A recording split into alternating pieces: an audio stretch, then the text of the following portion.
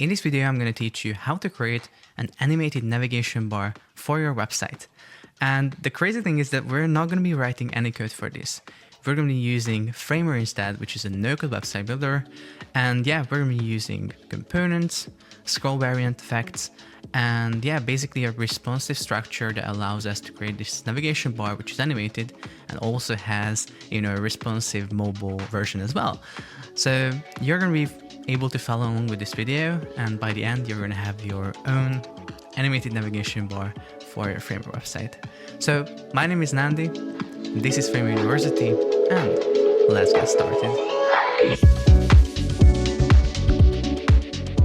So first of all, let me show you the madebymod.co website, which has this effect that we're going to be creating. This is where I got the inspiration to create this. This website is also created in Framer, by the way. So yeah, shout out to the mod team for creating this amazing effect.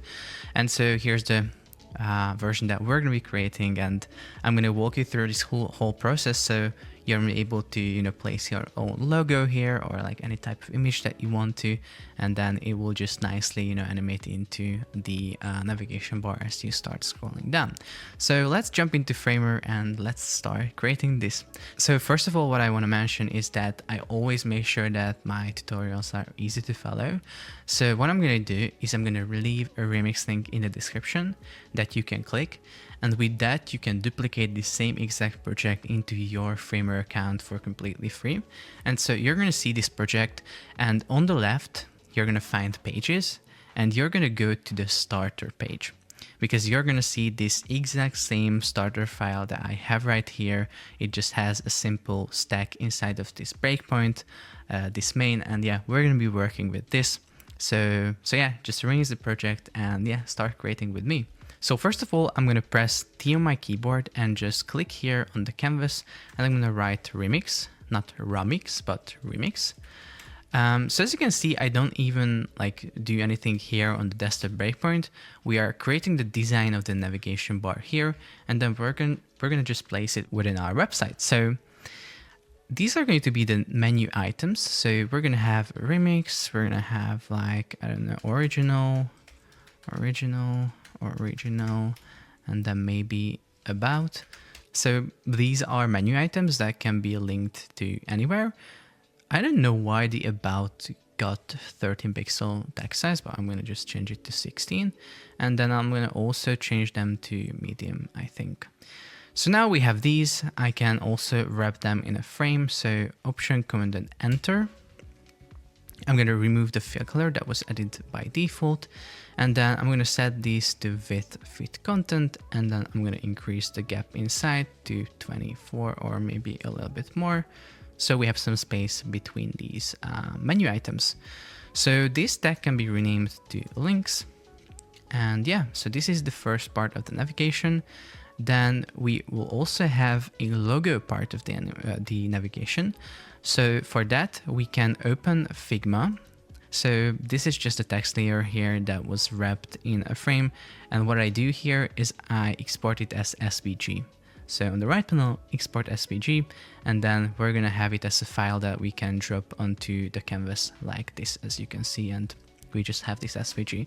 It is really important that when you make your own logo or you export your own logo as SVG, make sure that you remember the dimensions that you have for it. So for example, in this case, the width is 212, so 212, and the height is 47. You can do the same in Framer, by the way. So you can, if you use the desktop version, I think it's only available on the desktop version and not on web. You can also do the same. You can draw your logo here, and you can just export this frame as an No, you cannot export this as an SVG, it seems like. But I think if you press G on your keyboard and then draw something inside of this graphic layer, I think that you can export this as an SVG. So yeah, it really depends on where you have your logo. The important thing is just to have your logo and remember the dimensions of your logo. So what I'm gonna do is I'm not gonna drop this logo like this here on the canvas, because this basically creates this graphic layer. And the problem with this is that when I, for example, wrap this in a stack with Option, Command, and Enter, now as you can see, we have this stack inside of that we have our logo. Let's just call this logo wrap. Remove the fill color, and now if you can see, I'm changing the width of this wrapper, but the logo inside is not really changing, and I cannot set any type of responsive behavior here because it can only have fixed width or fixed height. So as you can see, if I just cannot pick anything else here. Normally for like frames, when you put these, so for example, I put a frame inside of this logo wrap, I can set these to relative or fill, so it is a responsive behavior. But in this case, we cannot really do this. So yeah, this would be really important for us because as you can see, when we have this right here, this starting state, this always fills up the available space within our browser. So on a smaller report, it's gonna nicely adopt. So it is really important so we can have that nice responsive behavior. So instead of like dropping our SVG file on the canvas like that, we will just create a frame that has the size that we remember. So 214, I think. I really hope that was the 212. 212, okay, 212. And then 47 for the height. So the dimensions are correct. And then we're not going to have a fill color, a solid fill color, but we're going to have an image. And the great thing here is that we can not only upload images that are JPEG or PNG, but we can also use SVGs. And yeah, so basically we can just drop the SVG here, and yeah, it's going to be right there. It's the same SVG, so it's not going to be pixelated when it's really large on our website, but we can wrap this in a frame. So we can also get this logo wrap again, remove the fill color, and inside this logo now can be fill. However, before that, what I'm going to do is I'm going to lock this aspect ratio to make sure that we can, always keep that ratio. If I don't have that lock, let me just show what happens. I set the width to fill, but when I'm changing the parent, only the width will adopt and the height will stay 47. And yeah, basically our logo will cut off, and that's not great. So within, let me just set this lock. And now if I change the parent and also make sure that the parent has fit height, so it fits the content within, now you'll see that we have this nice responsive behavior. You could be asking that, Nandi, why do you wrap this logo inside of this logo wrap? The reason for this is because we want to make sure that our navigation bar is nicely responsive. So when we create these responsive navigation bars inside the Framer, we have to think about that we will need to create a mobile version for this navigation. And the mobile version will look something like this. Let me show you right here. So as you can see, on a certain width, we're going to change this to mobile, where we're going to see this hamburger menu. So on the top, we will have this hamburger menu instead of all these menu items. And so for that, we need that logo wrap, because here inside of the logo wrap, we're not only going to have the logo, but we're going to also have a little frame. Let me just put it right here, a little frame, which is going to be the menu. And on the desktop variant, we're going to disable it. So visible will be set to no. And then when we're going to go to the mobile version, we're going to set it to yes. Don't worry too much about this just yet. I'm going to show everything how you can do this, but I'm just telling this to you so that you know why we, do these certain things that might feel a little bit weird at first. So we have the logo wrap. We can also rename this to logo plus menu, just to be a little bit more clear about what it is. And then this frame can be renamed to menu. And we can remove the fill color, and we can just have that two little lines for the hamburger. So one, it's gonna be white. I think the width can be 14. Let's center it and then move it to the top a little bit, and then Command and D, duplicate it and move it to the bottom, and then center both.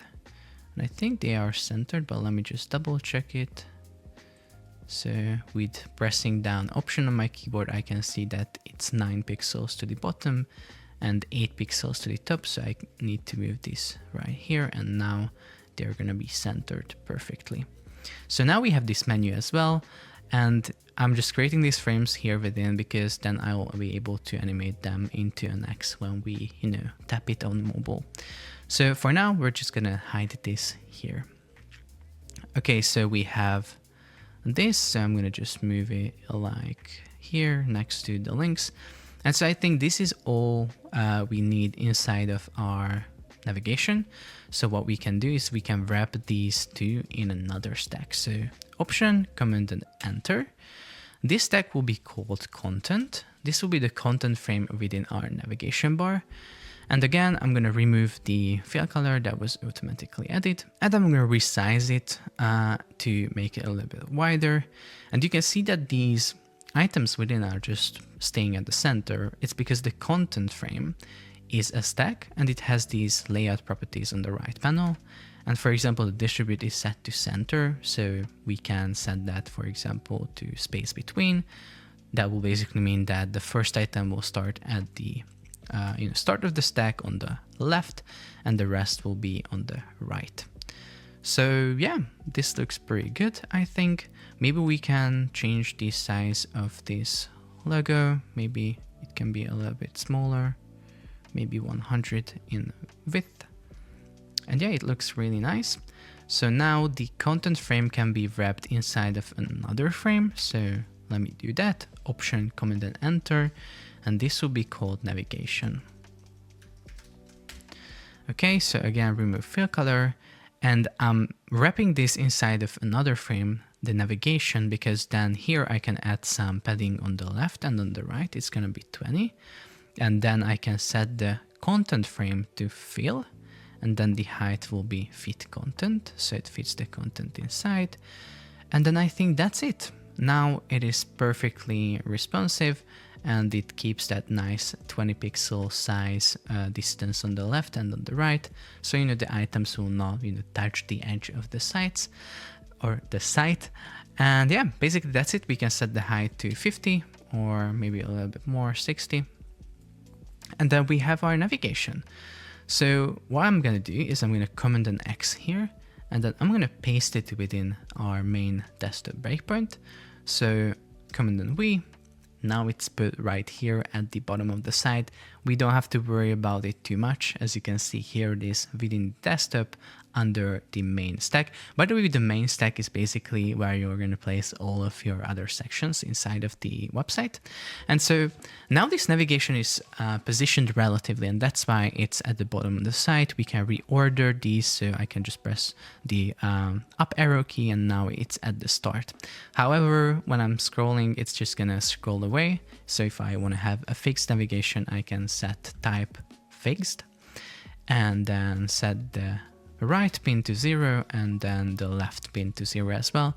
This will make sure that it tries to keep that 0 pixel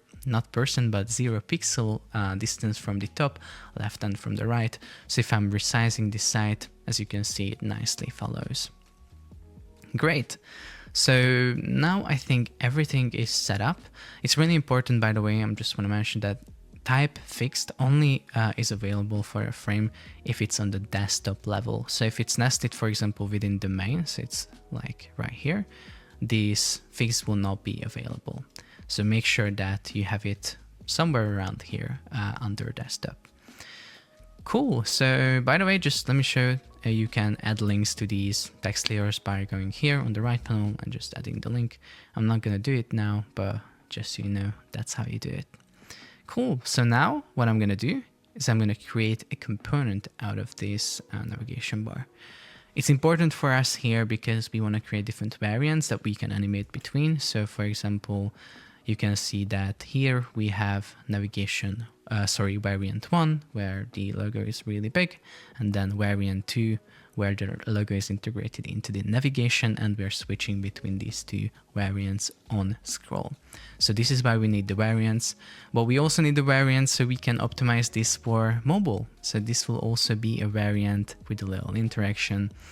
And another thing with components is that we're going to be able to reuse this component on all of our pages, and we're just going to have a master component that we can edit. So for example, if we change our logo, we just have to change it once in the main component, and then it's going to update everywhere. So as you can see, we have a bunch of advantages of components in Framer. So I'm going to right click here, create component on the navigation, and yeah, now as you can see, it's automatically generating these desktop, tablet, and phone breakpoints or variants, but we are going to just delete these because we want to create our own variants. So first of all, we have desktop. I'm going to rename this to desktop default. And then I'm going to duplicate this. I'm pressing then Option on my keyboard and then dragging it to duplicate it. And then I'm going to call this desktop large. So desktop large will be where our logo is going to be really, really large. So how do we make this where the logo is large? Well, we have to use absolute positioning for this case. As you can see, we have the logo plus menu frame. So if we change this item from relative to absolute, we can then move it anywhere. So I can just drag it and move it. Now it's right here, but we cannot see it. It's because all of these frames that are wrapped, so for example, the content, it's wrapping the logo plus menu, and also the desktop large is wrapping the logo plus menu. And these are set to overflow hidden, and that's why this overflowing element, which is the logo plus menu, is not visible. So in the primary variant, I'm just going to select the desktop and then the desktop default, and I'm going to set the overflows to visible. So now, no matter where I move this frame, it's going to be visible. So when we use absolute positioning, we get these pins on the top right. So what we can do is we can set, for example, the top pin to 70 and then the right pin to 0. So it's going to keep 0 pixel distance from the left and from the right as well. And maybe we can tweak the top. Maybe we can move it a little bit closer to the top, maybe 40. And basically that's it. Now we have the logo right here. And as you can see, we can also check it. If we are going to change the width of this navigation, the logo will nicely scale. And here, of course, we're going to need the links to be placed, along the full width of the site. So what we can do is we can change this to fill width and then set distribute space between. So these items are distributed equally nicely. So the first item is at the start, the second item is at the center, and the last item is at the very right edge of the stack. So basically that's it. We have these two variants, so we can create the interaction or the animation. So I'm going to go back here onto our main desktop breakpoint. And so what I'm going to...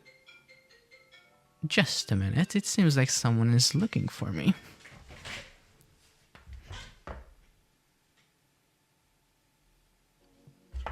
This was right here the whole time? Okay. The first thing that we're going to do here is that we are going to apply a certain effect to this component, because what we need is we need to change this variant. As you can see on the right panel, I can change it to desktop large and desktop default, but how can we change this depending on our scroll position? So I'm just scrolling here and nothing really happens. So first of all, I'm going to set the first variant. So we're going to always start at desktop large, and then we're going to animate to desktop default from this. So there's a type of effect inside of Framer which is called scroll variant. So if I select the navigation and then effects on the right panel, I can select scroll variant, and here we can change from desktop large to desktop default, and then I can also set a trigger. So trigger can be layer in view or section in view or on scroll.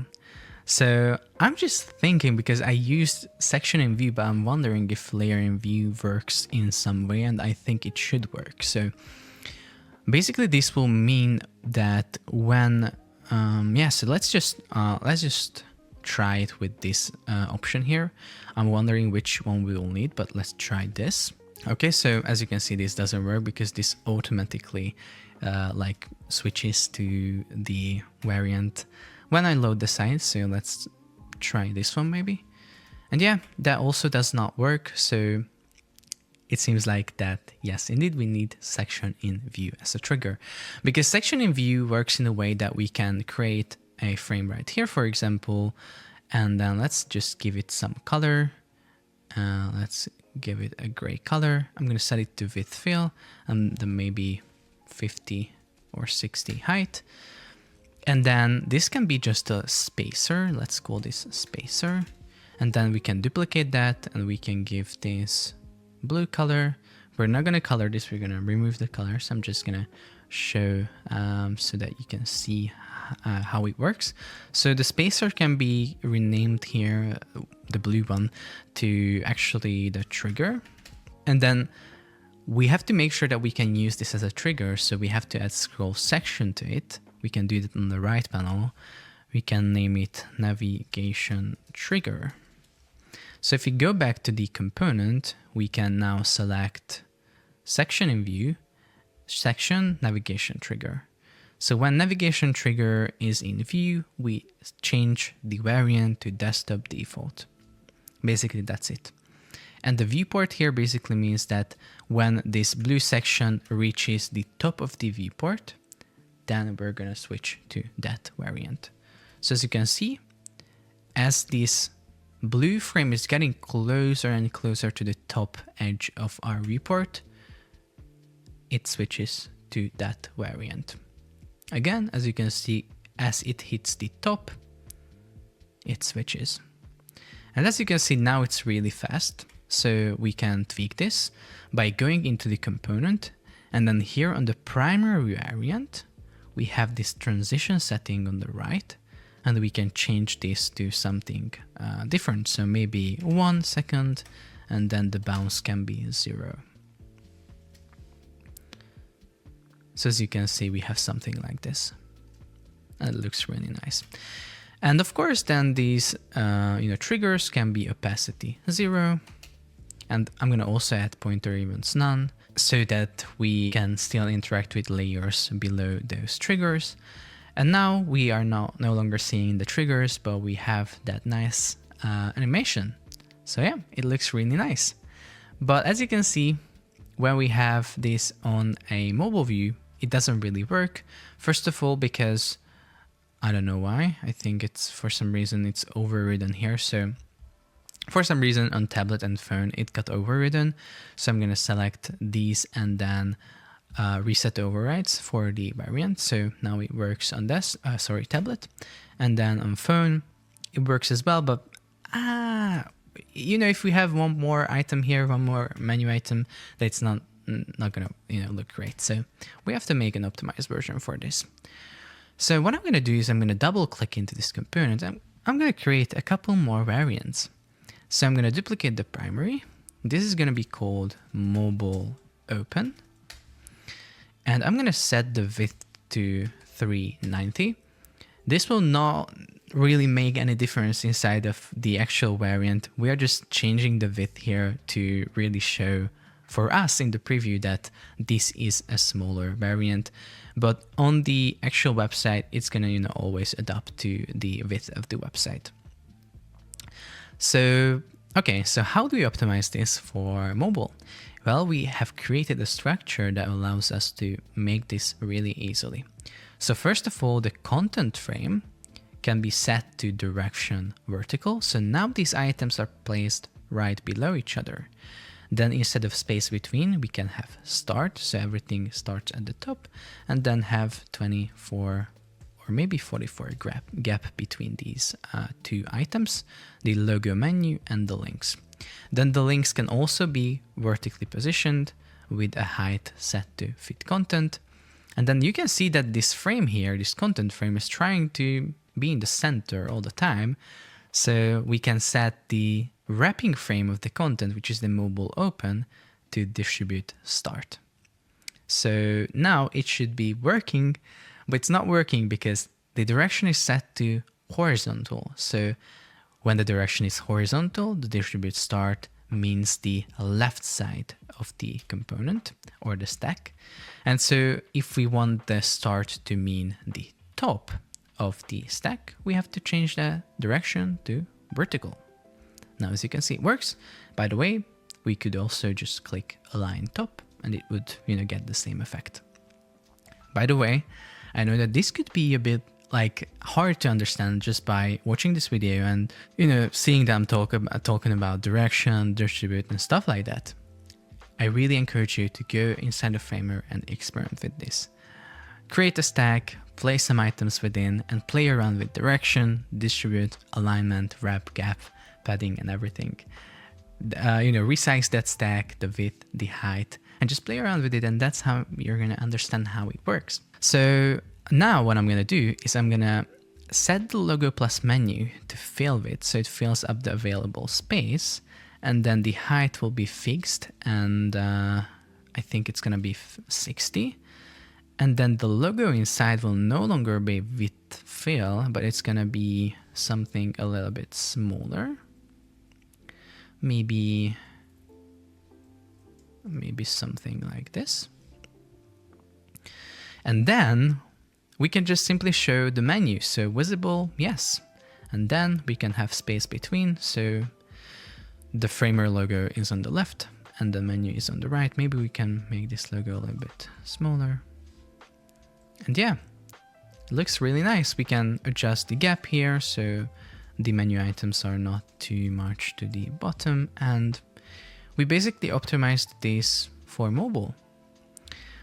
Here, of course, this will need to be animated, so we have to form an X with this, but I'm going to do that a little bit later. Now what I'm going to do is I'm going to just do one more thing that I noticed, and that's the fact that this mobile open stack needs to be fit height, so it fits the height of the menu items as well, and then the content will get a little bit of bottom padding, maybe 24 or 26. Great, so here I'm not adding background color to this navigation because we just have a black background color on this website, but of course we can just add a background color anytime to this. So for example, fill. As you can see, now we have a gray background color. So we can do this anytime. Now I'm going to just duplicate this and we're going to have a mobile closed variant. Let me just collapse these variants here so you can see the layer I'm editing. Okay, so here on mobile closed, what we're going to do is we're going to set those animations that we want to see when we click the menu. So first of all, we want to fade out the links. So we can select the links frame and then set opacity 0. And I'm going to also set pointer events to none. So we're not going to be able to interact with these when we are in the mobile closed state and we cannot actually see them. Then I'm going to just set the height here to 60. Great, that's it. We have the mobile closed. Then now I'm going to go back here and just form an X. So Option H-V to center it and rotate it. Option H and Option V again. And then rotate it. And basically that's it. That's how easy it is to create a mobile open and then mobile closed variants in Framer. Then to create the interaction, because now I can click this but nothing will happen, I can select the menu, hit L on my keyboard, connect to mobile closed. It's going to happen on click. So on click, we're going to go to mobile closed. And from here, we're going to go back on click again. So now if I click, we go to mobile open and mobile closed. Now as you can see, it's moving to the top and to the bottom weirdly. It's because here in this preview, the component always tries to center itself. So when it's getting a little bit larger or smaller, it's gonna recenter itself, but it's gonna look great on the actual website. One little thing that we can do is we can select the menu here on the primary variant. I'm selecting it on the primary because I want to add this style to each of the variants. So that's why I have to add that on the primary, because then this style will be added on every single other variant. So style and then, cursor, and then I'm going to add web cursor pointer And then I'm going to also add accessibility tag and button, just indicating to our little browser that this is a button that we can click to perform an action. Cool, so here on mobile, we can just select the variant, we can remove the scroll effect, we're not going to have that in here, and then we're going to have mobile closed by default. Okay, I'm going to show this to you right now. It's not going to work. As you can see, I'm clicking this and it works. Okay, so it works because we have overflow visible on these variants. But if I change these to overflow hidden, which is normally the case, we just change it to overflow visible because we wanted that big logo to be visible when we move it out of the frame. But you're gonna, most of the time when you're creating navigations, you're gonna have overflow and hidden. And now with hidden, as you can see, it's no longer working. And this is what I wanted to show you because, you know, when you're going to be creating other navigations, you're probably going to be running into this issue. And it's happening because on mobile open, this should be changing the width of the navigation so it gets a little bit larger. But now in our case, it stays like this. And then indeed we see, or, you know, these menu items appear here, but we cannot see them because our actual wrapping frame is just this size and the overflowing elements are set to hidden, so they are hidden. This is happening because here on the desktop, or sorry, on the phone breakpoint, we have the height set to 60 fixed.